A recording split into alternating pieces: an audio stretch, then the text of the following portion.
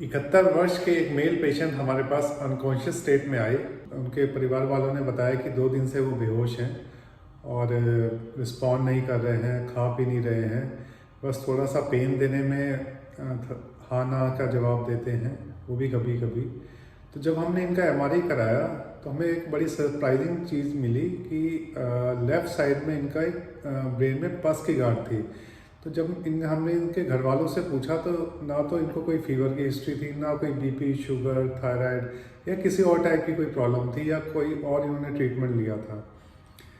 तो फिर हमें बड़ा सरप्राइजिंग लगा कि ब्रेन एब्सेस एक नॉर्मल चलते फिरते इंसान में कैसे हो सकती है, क्योंकि ब्रेन एब्सेस नॉर्मली कोई ना कोई सोर्स होता है, या तो कोई ब्लड में इन्फेक्शन हो जो कि ब्रेन में चला गया हो।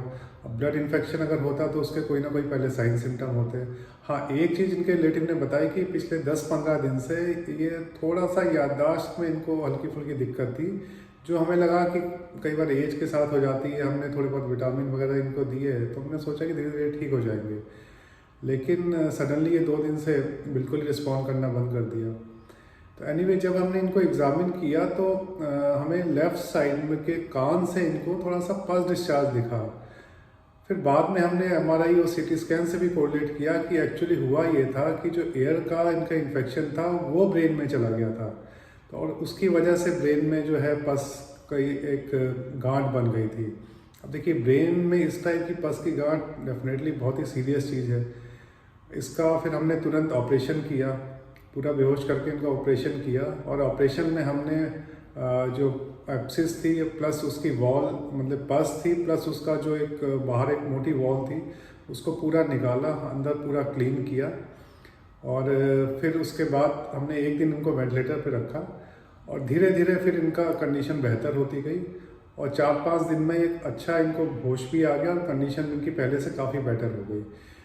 तो देखिए, ब्रेन किसी भी ऐसी प्रॉब्लम को, और ख़ासकर ओल्ड एज में, कि हमें नज़रअंदाज नहीं करना चाहिए। अब जैसे अगर ये याददाश्त वाली ही दिक्कत थी तो अगर इनके रिलेटिव उसी समय डॉक्टर को दिखा देते हैं, टाइम से टेस्ट हो जाते, तो ये नौबत नहीं आती, क्योंकि इनिशियल स्टेज में कई बार ब्रेन एब्सेस एंटीबायोटिक सही, आईवी एंटीबायोटिक से ही ठीक हो सकती है, मतलब ऐसी कंडीशन तो एटलीस्ट नहीं पहुँचती।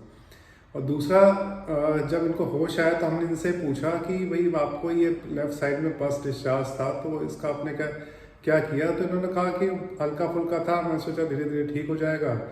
एक छोटे मोटे डॉक्टर को दिखाया भी था कहीं, तो उन्होंने दवाई दी थी, फिर इन्होंने इग्नोर कर दिया। तो देखिए, ब्रेन जो एब्सेस होती है नॉर्मली या तो एयर के इन्फेक्शन से होती है, या कोई ब्लड में इन्फेक्शन है जो ब्रेन में चला गया उसकी वजह से होती है, कोई सर में चोट लग गई और कोई हड्डी का टुकड़ा जो है चोट की वजह से अंदर चला गया जिसको इग्नोर कर दिया गया, और उसकी वजह से हो सकती है। तो आप कोई भी सिम्टम इस टाइप का हो, और ख़ासकर ओल्ड एज में, तो उसे बिल्कुल भी इग्नोर ना करें, तुरंत डॉक्टरी सलाह लें। धन्यवाद।